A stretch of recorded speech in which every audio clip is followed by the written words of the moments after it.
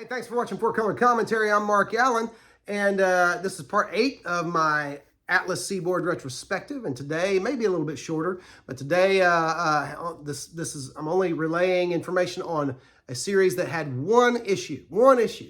And what's sad about that is this was a fantastic issue. This was a war anthology book, and my go-to is not generally in comic books. It's not war books. Though I will admit, when war books are done well, they're unbeatable. They're fantastic. I just haven't found that many that now, and I haven't read that many. Let me say that. I am by no means an expert on war books, okay? But I will say that Blazing Battle Tales did it for me, okay? This was an exciting book. All 3 stories inside, even though one story was just a 2-pager. And we'll talk about that here in a moment. But this is a great book. Of course, it boasts a beautiful Frank Thorne cover, and I never realized I'd known the name Frank Thorne, but I didn't realize I was a Frank Thorne fan until that cover. Okay, so I'm going to be searching out more of Frank Thorne's work, and so just cool stuff there. It starts out with a tale here called The One-Armed Beast, the antagonist of which is a German commander, Nazi. And the objective of the American servicemen in this story is to rescue a woman who is being held prisoner and tortured for information by the Nazis. Okay, so there's the opening page. A young Pat Broderick, inked by Jack Sparling, who had already had at that point lots of experience in the field, with Pat being relatively new, having only at this point gotten sporadic work from Marvel and DC. However, as I'm sure many of you know, especially if you're fans of war comics and DC fans, Pat Broderick went on to co-create the Creature Commandos, okay, in Weird War Tales. I couldn't tell you what issue, but anyway, so it's an early Pat Broderick here. You're not really going to recognize his style, especially inked by such a strong stylist as Sparling, but still very enjoyable, good stuff there, lots of fun, okay. That, let's see, did I mention, let's see, what did I mention there? Okay, John Albano wrote it, Pat Broderick drew it, Jack Sparling inked it, Larry Lieber edited it. John Albano, he's another one who co-created a very well-known character for DC, Jonah Hex. He's co-creator of Jonah Hex.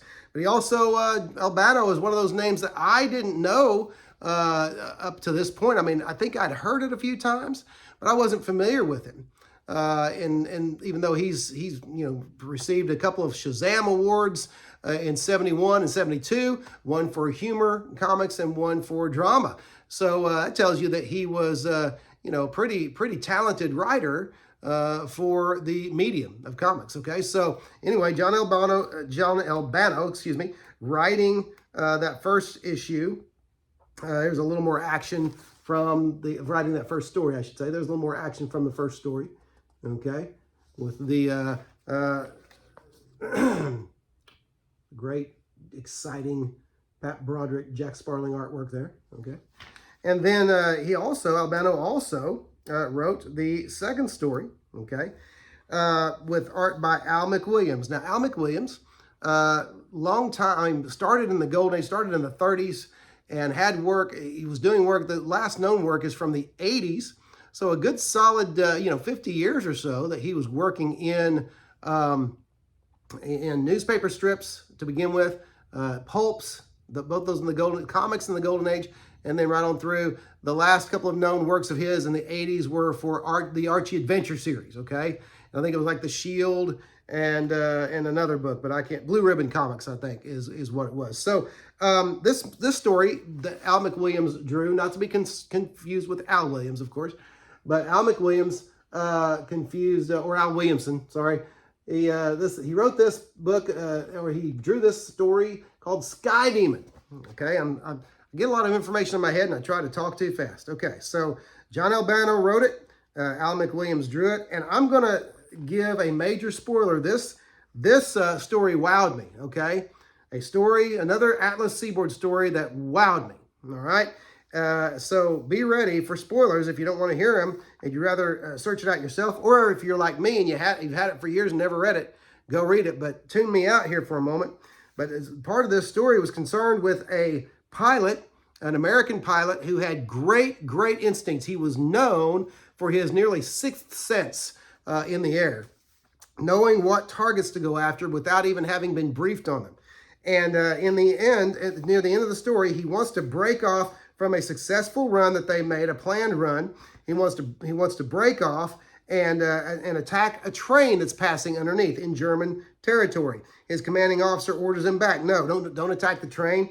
But the last page, he read his spoilers coming. Very satisfying.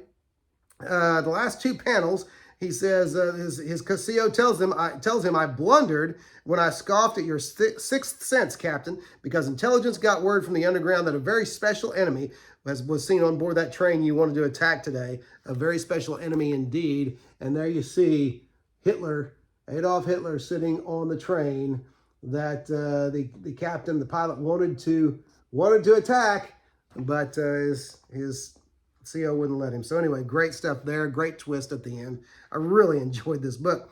The third story is more it is a real life, kind of a biographical story about a Bronze Star winner, Private William Swanson, with the American 1st Division in Normandy, France, June 6, 1943.